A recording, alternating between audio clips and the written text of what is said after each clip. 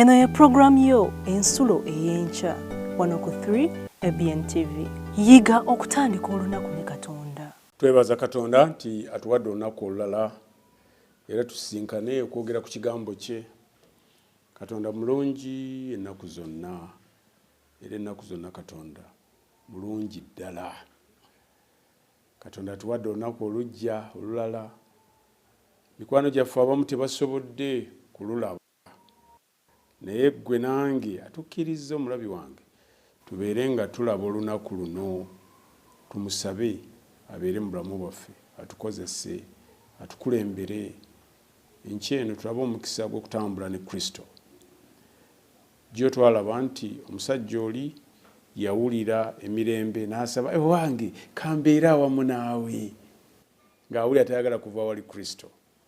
Naffe bwe tunaatambula ne Kristo tujja kuwulira nga tetwagala kuva waali, kubanga atuwonya ebizibu bingi era n'atusikako ebyo byonna ebitukwakkula ne tuba ba mirembe mu Kristo Yesu.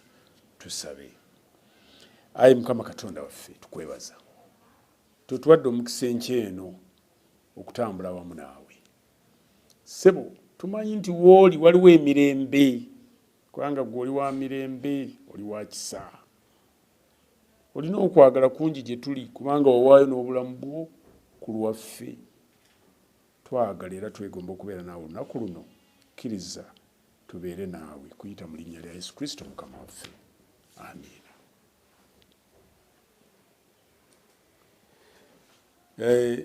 Ekigambo kyaffe kitugenda okwetooloolerako olwaleero kiriko omutwe okugamba nti okugumiikiriza. Okugumiikiriza kigambo kikulu nnyo era tujja kukitunuulira tukitegeere mu mulimu gwaffe guno ng'ababuulizi b'enjiri. Okugumiikiriza kirabo kikulu nnyo kye tulina okuba nakyo. Yakobo essula 5 olunyiriri olw'omusanvu lwe lunyiriri lwaffe olwaleero lugamba nti kale abooluganda mugumiikirizenga okutuusa okujja kwa Mukama waffe. Nti laba omulimi alindirira ebibala eby'ensi eby'omuwendo omungi, abigumiikiriza okutuusa enkuba eya ddumbi n'eya ttoggo. Omulimi agumiikiriza, kubanga bw'oba walimako n'otogumiikiriza oba tewayiga. Katonda alina ebintu by'atuyigiriza bingi okuyita mu kulima, kubanga yatonda eggulu n'ensi. Ensi n'ateeka ettaka lye tulimirako, n'atuwa amazzi, n'atuwa buli kimu, omusana. Kaakati kiri mu maanyi ga butonzi bwe. Buli lwe tulima tusaanye okuyiga ebyo byonna ebijja n'okulima, nga n'ekimu ku byo kwe kugumiikiriza. Abooluganda atusabye, Yakobo ng'awandiika mu ssuula ey'okutaano olunyiriri olw'omusanvu, nti abooluganda mugumiikirizenga okutuusa okujja kwa Mukama waffe. Kubanga okununulibwa kwaffe kuli kumpi nnyo okusinga we twakkiririza. Kristo ali kumpi okudda. Amiina. Tugumiikirize okutuusa okujja kwa Mukama waffe Yesu.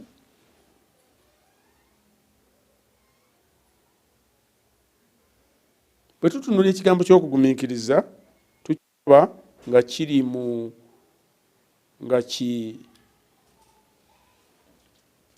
kibala kya mwoyo, era tukisanga mu Bagalatiya essula ey'okutaano olunyiriri olwa 22 nti naye ebibala by'omwoyo kwe kwagala, okusanyuka, emirembe, okugumiikiriza n'ebirala byayongerako. Alina ekigambo okugumiikiriza. Bwe tuba nga tulina omwoyo wa Katonda ng'ali mu ffe, twalabye luli olunaku olumu twalaba nti ekimu ku nsonga lwaki tetulaba maanyi mu kanisa, kubanga omwoyo wa Katonda tukola bitono nnyo ebimuleeta ne tumusaba ajje mu kanisa abeere naffe. Ffe tubeera muli nga tukola birala byaffe. Kyanaku munsonyiwe oba njogedde bubi. Naye tubeera mu kanisa nga ebintu bye tukola bitono nnyo ebireetera omwoyo okujja okutuwa amaanyi.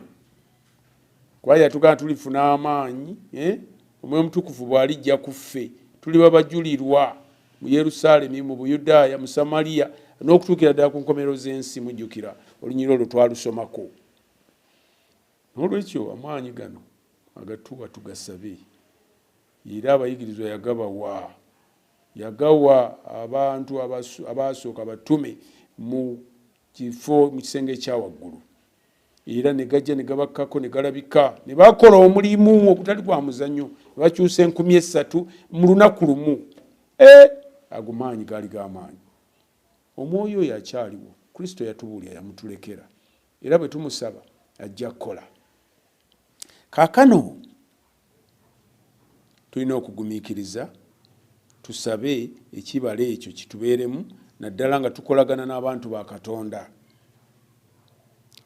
Twatunuulidde era tukyakozesa ekyokulabirako eky'omulimi. Ebimera bino bwe tubisimba si ffe tubiragira okumera. Amaanyi ago si gaffe. Bwe tusimba ensigo ne tuzisiga si ffe tulagira ensigo nti mera, kula, bala, mulisa bala. Nedda. Amaanyi ago Katonda yagatukolera kubanga kigambo kiri mu butonzi bwe. Ensigo yazitonda, ettaka yaliteekawo, naffe ffe yatutonda. Kati bwe tukola ekintu kyonna ye n'atukolera n'atulaga nti nkyali nammwe, kyabalabirira kubanga olunyiri lwatugambye nti ajja tukuumanga ennaku zonna. Kaakati ebimera bino bituusa butuusa entuuko zaabyo. Ne bigamba nti kati kiseera kya kumera ne bimera. Tikati kya kukula ne bikula. Tikati tukuzeemu katumulise ne bimulisa. Si ffe tubiragira. Kaakati ebimuli bino kabiveemu ebibala. Tugenda okulaba ekibala kye twali tutamanyi bwe kifaanana nga tukiraba. Nze waliwo lwe nasimba ekitaffeeri ewange ewaka.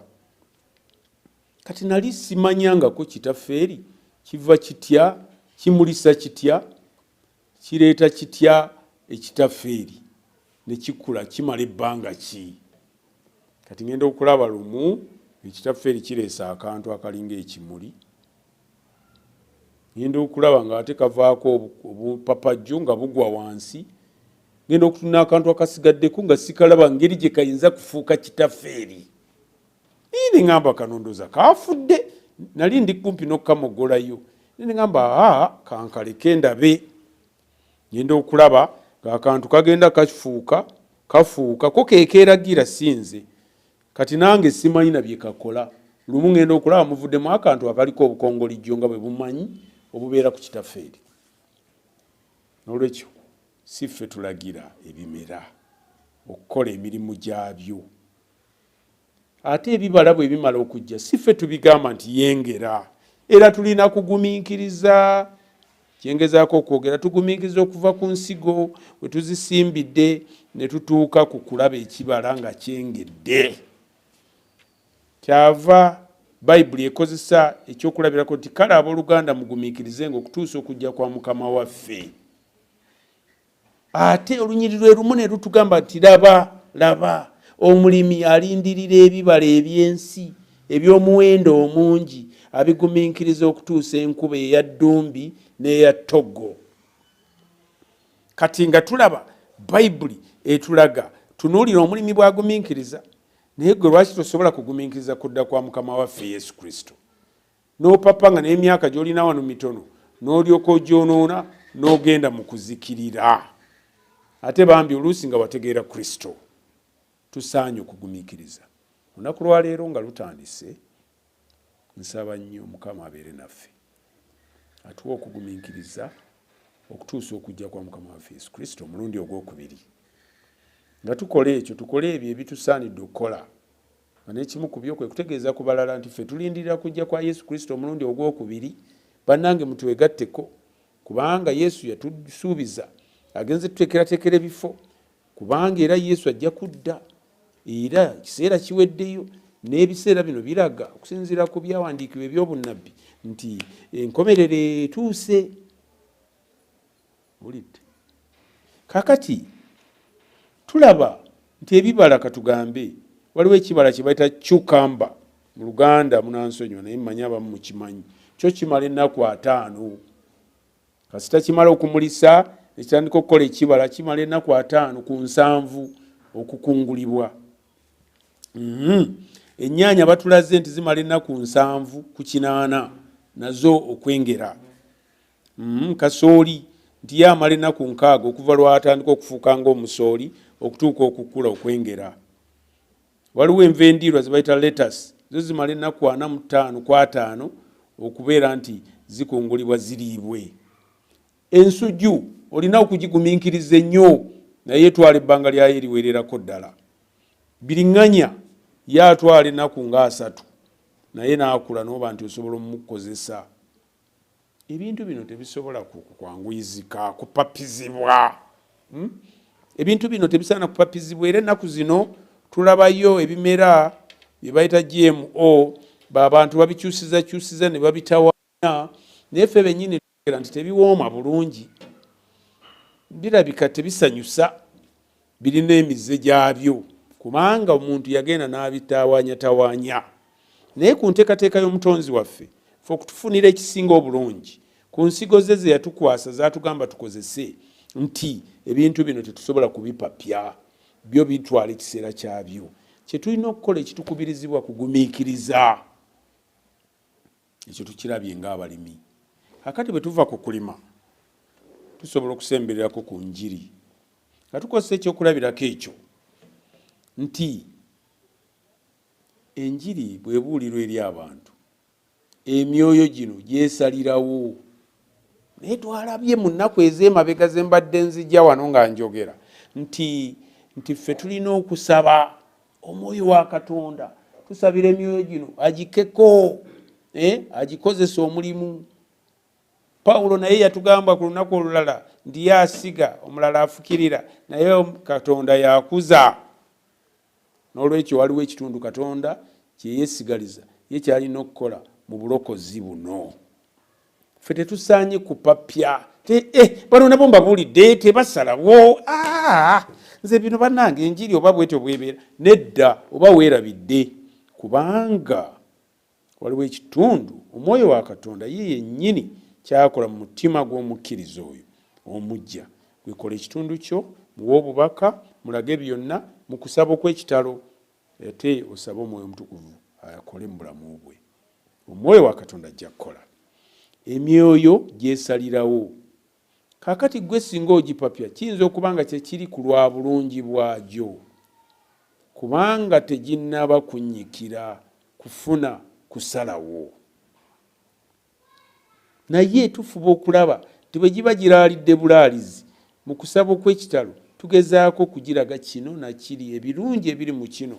Gamba oyinza okulaga omwoyo ogwo omuntu wa Katonda oyo n'omulaga nti munnange ekiseera kiweddeyo, n'omulaga nti Yesu ne mu ggulu tateredde yenna atuula bufofofo kubanga alaba nti oyinza okuzikirira.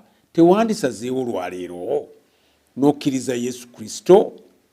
Tuyinza okubalaga nti laba Yesu ayimiridde ku luggi yeyanjula. Buli muntu yenna akkiriza n'aggulawo oluggi anaayingira gy'ali. Kasita tunaawulira eddoboozi lye ne tugulawo oluggi lw'emitima gyaffe, anaayingira gye tuli, Bayibuli bwe tulaga. Anaalya naffe, naffe tunaalya naye. Kaakati oba Yesu ayimiridde ku luggi, ebyo byonna bwe tuba tubuulira enjiri tugenda tubiraga abantu bano okubasikiriza okulaba nti ne Yesu yennyini yeenyigiddemu, alindiridde, ali ku mutima gugulawo ssebo, ng'ate bwe tusaba omwoyo wa Katonda akola omulimu. Nti ng'ekimera ekitasobola kupapizibwa, nabo tusaanye okubawa ekiseera okugumiikiriza. Kubanga omuntu yeetaaga nnyikire ekigambo. Bwe tuba tubuulira enjiri twetaaga Katonda tumusaba atuwa ebigambo ebinaawa omuntu okusalawo obulungi nga amaze okufuna byonna ebyetaagisa okutuuka okusalawo. Era abamu basalawo mangu, oluusi ffe tubaleetedde ne basalawo mangu. N'ate bw'ajja nagenda okulaba ati kanzireyo ate nnywe ku sigala, kanzireyo ate nnywe ku kenge kange, kanzireyo ate nze bannange amazina gansigalamu, kubanga teyategeera ki njiri ya Kristo bulungi. Naaba ng'alina ebintu ebimusikiriza ate ebyasigalamu nga tanyikidde njiri ya Kristo. Tetusaanye kupapya bantu, tusaanye okuba abagumiikiriza, ate tusabe Katonda atuwe ebigambo ebinaabalaga nti ddala balina okusalawo ku lulwe. Ebimera tebiwalirizibwa kukula. Gumiikiriza abantu bakule mu kukkiriza. Abantu bayinza okujja eri Kristo. Oluusi nakyo ne tufunamu obuzibu nti bwe bajja eri Kristo bajja nga bwe bali. Bajja n'empisa zaabwe, bajja n'emize gyabwe, kiba teginnaba kutukako. Olwaleero tukubirizibwa tube bagumiikiriza. Abantu bano tubaagale, tubakwane, tubayite mu maka gaffe babeereko naffe, balyeko naffe, tubasabire, twongere okutegeera obulamu bwabwe bwe butambula. Naye oluusi abantu tetunnabategeera na bulamu bwabwe bajja mu kanisa, tetubasemberera, tetubayitako kujja mu maka gaffe, tetubakyalira, tetubasabira, tetutegeera bye bakola, tetutegeera bye babadde bayitamu emabega eri. Kati awo tetusobola kubayamba bulungi. Tubeere n'okwagala kwa Kristo. Era mu kanisa tufune omukisa nti tusemberera abantu bano. Kristo yasembereranga abantu, yajjanga gye bali. Kristo yabanga omukubo nga yeetaba nabo, atambula nabo. Era olulala nabagamba yatambulanga nabo, yawulirizanga ebizibu byabwe, era oluusi n'abayamba mu bizibu byabwe ng'alumwa nabo. Kati abantu bano balabanga nga Yesu alumwa nabo, atambula nabo, abawonya ebizibu byabwe biba bibaluma, n'awangula emitima gyabwe. Era Kristo bwe yatandikira ng'ogamba bannange mujje mungoberere, nga batambula nga bamugoberera. Olunaku lumu tusoma mu byawandiikibwa nti Kristo yali abadde nabo abantu nga5,000 butabaako bakazi na baana. Kakati ate n'agamba nti abantu bano bayinza okuzirikira mu kkubo, ndowooza baalwa nnyo naye yabudde nga bugenze, kwe kubakolera ekyokulya. Olunaku olulala ate yagenda okulaba ng'era bamugoberera. Naye olw'okuba yali Kristo n'alaba emitima gyabwe nga kirabika abamu banoonya mmere, naye ng'emitima gyabwe tegiri ku kigambo. Kati kitegeeza ne Kristo yali abuulira enjiri, yalabawo ekiseera ng'abantu bamunoonyaako byakufuna bya nsi, kulya ku mmere, ebyennyanja n'emmere. Kati n'abagamba naye temungoberera kubanga mwawulira ebigambo byange, naye olw'okuba nga mwalya ne mukkuta. Tusaanye okwegendereza tubuulira tutya enjiri. Abantu tetusaanye kubasikiriza olw'ebintu bino ebiggwaawo, sente, biki, mmere na biki. Naye tusaanye tulabe nti bwe tuba tubasemberera, abantu bano basobola okulaba Kristo. Abantu bano basobola okutambula ne Kristo. Kyetusaanye okwegendereza ennyo, kubanga ne Kristo yennyini mu kiseera kye batandika yagenda okulaba bamugoberedde abangi, kubanga baayita bannaabwe nti wayi omusajja agaba emmere, n'akibagamba nga bwe njogedde. Naye abantu tubagumiikirize, abantu bwe bajja n'empisa zaabwe bagende nga bannyikira ekigambo, empisa ezo zijja kugwa, genda nga ziggwawo, ziwanduka emu ku emu, era bafuuke abayigirizwa ba Yesu be twegomba, era abanaalindirira okudda kwa Kristo omulundi ogwokubiri. Kale abooluganda, ogumiikiriza naawe Kristo? Bw'onootambula olunaku olwaleero owulira nti Kristo omulindirira. Lesoni emu nga bwe nagamba olulala yatugamba nti kyewuunyisa ti omuntu ayinza okumalako olunaku lwonna nga talowoozezza ku bwakabaka bwa Katonda. Ate nno oba waakiri olunaku naye n'amalako wiiki yonna. Ebirowoozo bye tebigambye nti Yesu ali mu ggulu ateekerateekera ebifo. Omulala n'amala omwezi. Tikyewuunyisa okumalako ebbanga. Yadde n'olunaku olumu ne luggwako nga tolowooza nti naye olunaku luli Kristo bw'aliba nga tututte mu ggulu. Olunaku olwo ndulinze ndwesunga. bino si byakuzannya kubanga kyekintu ekisinga obukulu mu bulamu bwange n'obubo nti buli lunaku bwe tubanga tufukamidde tusabe Katonda atuwa omukisa tubeere ku muwendo gwabo abajja okusikira obulamu obutaggwaawo. Amiina. Era nkusabira n'olwaliro bw'oba otambula ekirowoozo ekyo kibeere mu ggwe. Pawulo agamba ndi musanyusaganyenga mwekka n'ebigambo bino ebirungi eby'obwakabaka. Pawulo alaba nti bwe twogeraganyako bannange mulaba mutya olunaku olwo bwe lunaatuuka nga ddala tuli mu ggulu tuti twetunuulira ne Kristo tuli naye mbu olwo muba musanyusagana. Ekyakibagamba bamaze okweraliikirira ennyo nti bwe bafa nga balaba abamu bayinza okuzaawa, abamu balowooza nti Kristo alina okudda mu kiseera nga bakyali balamu, bagenda okulaba omutaka wa wali yafudde bannange tubadde tulowooza nti Yesu ajja mangu naye yensonga lwaki Kristo yali yatugamba naye ebyandikibwa tetubiraba, tetubisoma ne tubiraba. Kristo atulaga nti ebyekiseera si kyekikulu naye ekikulu nti nja kukomawo omulundi ogwokubiri. Kristo ajja kukomawo omulundi ogwokubiri naye ekiseera kyaddiramu si kyekikulu kubanga teyatuwa kutuwangale mu nsi wano emyaka okutuusa lwalidda. Ekibi kitugenda kitumogola omu ku omu, endwadde zikireeta, naye ogenza otya? Ogenza omulindirira. Abakkiriza bangi abanene abakulu mu byawandiikibwa nabo baafa. Abamu tulina obukakafu nti ddala bali mu ggulu nga Musa, Enoka, Eriya. Kati ekyo kituwa okutegeera Bayibuli kyovola nti ebitegeka bwetyo. Abasajja abo baali beesigwa nnyo, batambula ne Katonda era ne bakola omulimu gwe n'amaanyi. Musa n'akulembera abaana ba Isirayiri ebbanga eryo lyonna mu buzibu obunene, n'atambula nga n'agenda eri Katonda n'amalayo ebbanga ali eyo mu nsozi, naye Katonda yamutwala. N'olwekyo naffe ajja tutwala. Kristo kyayogera si bulimba, ayogera ekyaliwo ekiri mu Bayibuli, ate naye yennyini yagenda mu ggulu era tujja kukomawo, ajja kukomawo atutwala eyo gyali naffe tubeere eyo.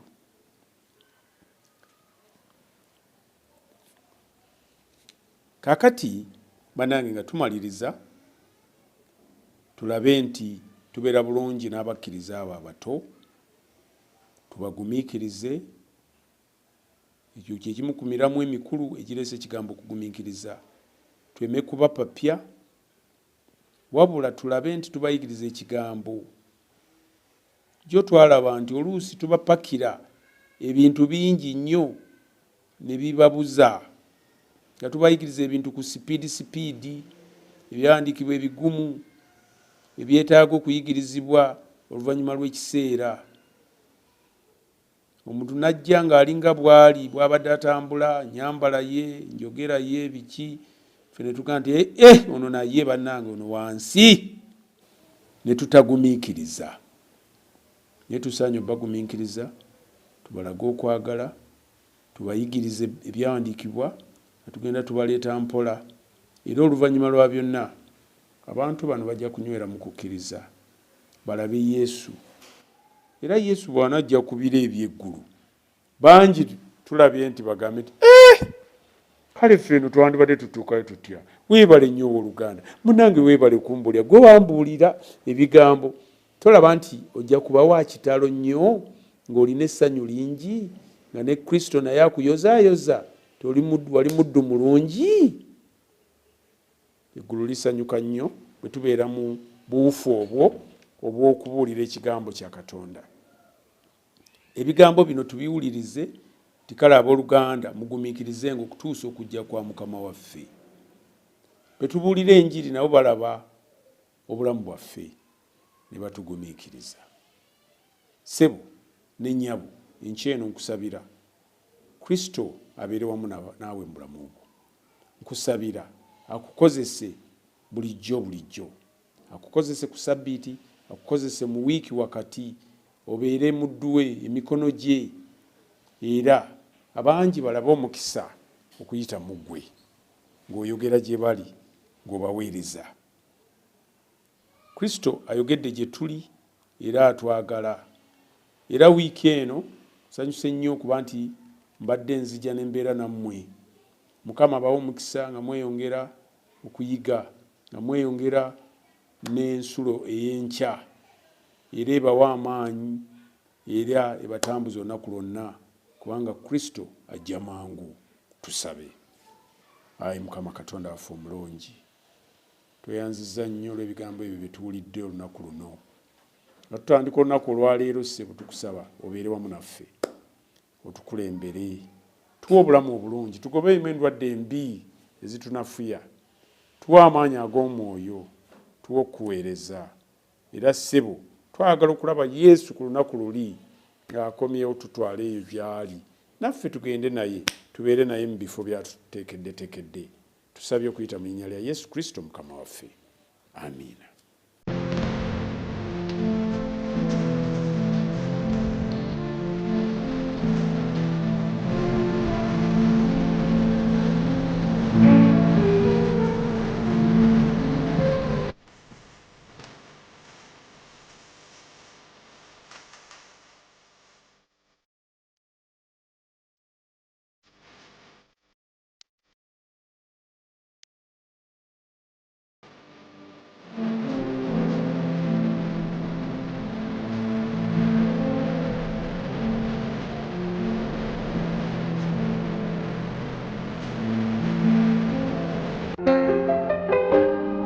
Atenderezebwe Mukama kubanga awulidde bye musaba.